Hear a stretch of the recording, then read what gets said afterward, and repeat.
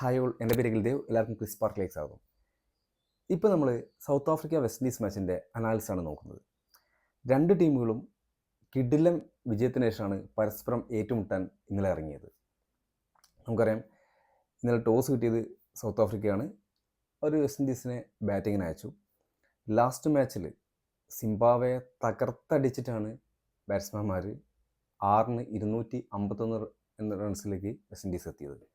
ഇന്നലെ അതിൻ്റെ ഒരു തുടക്കം എന്നോണം തന്നെ ബ്രണ്ടൻ കിങ്ങും അതുപോലെ ഷായ് ഹോപ്പും മികച്ച രീതിയിലാണ് തുടങ്ങിയത്. 2 ഓവർ കഴിയുമ്പോഴത്തേക്കും 29 റൺസ് അവർ കൂട്ടിച്ചേർത്തിട്ടുണ്ടായിരുന്നു.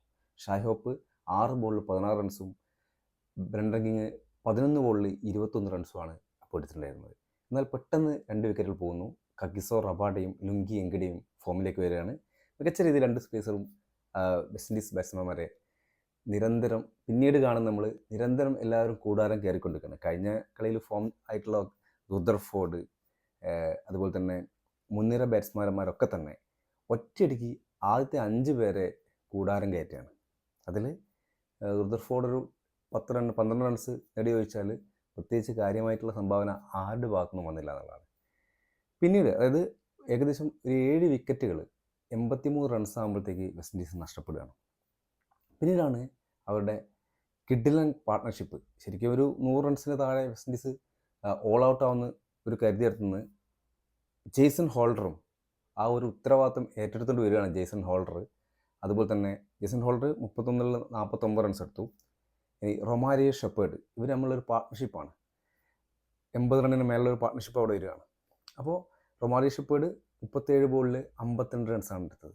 ആ ഒരു പാർട്ട്ണർഷിപ്പ് വെസ്റ്റ് ഇൻഡീസിനെ ഒരുവിധം മോശമില്ലാത്തൊരു ടാർഗറ്റിലേക്ക്, അതായത് 176 റൺസിലേക്ക് വെസ്റ്റ് ഇൻഡീസിനെ എത്തിക്കുകയാണ്. ആ ഒരു പാർട്ട്ണർഷിപ്പ് അത്രയ്ക്കും ആ ഒരു പാർട്ട്ണർഷിപ്പ് ഇല്ലായിരുന്നെങ്കിൽ വെസ്റ്റ് ഇൻഡീസ് ഇന്നലെ ഒരു ഗംഭീര പരാജയം കിട്ടുമായിരുന്നു. റൺ റേറ്റിലൊക്കെ ബാക്കോട്ട് പോയിരുന്നു. ഇപ്പോൾ റൺ റേറ്റിൽ ഇന്ത്യക്ക് തൊട്ട് മുമ്പ് തന്നെയാണ് ഇപ്പോഴും വെസ്റ്റ് ഇൻഡീസ് ഉള്ളത്. അപ്പോൾ ഈ റൊമാരിയോ ഷെപ്പേർഡും ജേസൺ ഹോൾഡറും ഉണ്ടാക്കിയ ആ പാർട്ട്ണർഷിപ്പിൽ വെസ്റ്റ് ഇൻഡീസ് 177 എന്നുള്ള ഒരു ടാർഗറ്റ് സൗത്ത് ആഫ്രിക്ക കൊടുക്കുകയാണ്. കംപ്ലീറ്റ് ക്രെഡിറ്റ് നൽകേണ്ടത് കഗിസോ റബാഡയ്ക്കും ലുങ്കി എങ്കിഡിക്കും.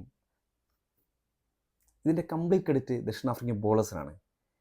ഒരു ബാറ്റിംഗ് പിച്ച് ആയിരുന്നിട്ട് പോലും മികച്ച രീതിയിൽ പന്തെറിഞ്ഞ് കളി ദക്ഷിണാഫ്രിക്കയുടെ വരുതിയിലാക്കാൻ കഗിസോ റബാഡയും ലുങ്കി എങ്കിഡിയൊക്കെ ആത്മാർത്ഥമായിട്ട് പരിശ്രമിച്ചെന്ന് പറയാം.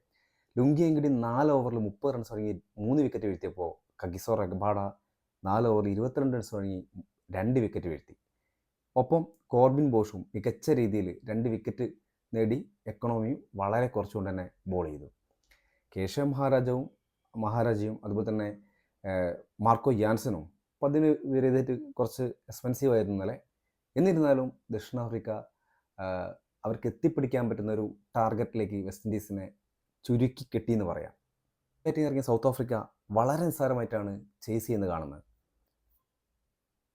മറുപടി ബാറ്റിംഗ് ഇറങ്ങിയ സൗത്ത് ആഫ്രിക്ക വളരെ നിസ്സാരമായിട്ടാണ് ചേസ് ചെയ്തത്. വെറും 1 വിക്കറ്റ് മാത്രം നഷ്ടപ്പെടുത്തി അവർ വിജയത്തിലേക്ക് എത്തുകയാണ്. ക്യാപ്റ്റൻ മക്രം എഗെയിൻ അദ്ദേഹം ഈ ടൂർണമെൻറ്റിൽ എന്താണ് ചെയ്യുന്നതെന്ന് എല്ലാവരും അമ്പരപ്പെടുത്തിക്കൊണ്ട് തന്നെ 46 ബോളിൽ 82 റൺസാണ് ഇന്നലെ അദ്ദേഹം കളിച്ചത്. ടൂർണമെൻറ്റ് ടോപ്പ് സ്കോറിലേക്ക് എത്താൻ ഇനി വളരെ കുറഞ്ഞ റൺസ് മാത്രം മതി അദ്ദേഹത്തിന്. കിൻഡൻ ഡി കോക്ക് തിരിച്ചറിവ് എന്തിനായിരുന്നു എന്ന് വെളിപ്പെടുത്തിക്കൊണ്ടാണ് അദ്ദേഹം 24 ബോളിൽ 47 റൺസ് എടുത്തുകൊണ്ടാണ് ടീമിനെ ഒരു സെമിയിലേക്ക് ചുവടുറപ്പിക്കാൻ എന്ന വണ്ണം പോകുന്ന ഒരു ഇന്നിങ്സ് തന്നെയായിരുന്നു. നെക്സ്റ്റ് കളിയോടുകൂടി അത് തീർച്ചയായിട്ടും ഒരു സെമി ഉറപ്പിക്കും.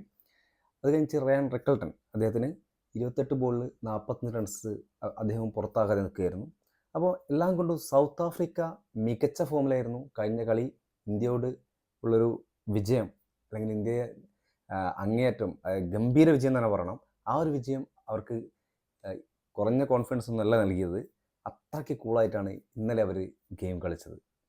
വെസ്റ്റ് ഇൻഡീസും ഇന്ത്യയും ഒരു മരണ പോരാട്ടത്തിലേക്ക് നീങ്ങിയാണ്. നെക്സ്റ്റ് മത്സരം വളരെ ആവേശകരമായിരിക്കുമെന്ന് നമുക്ക് ഉറപ്പിച്ച് പറയാം.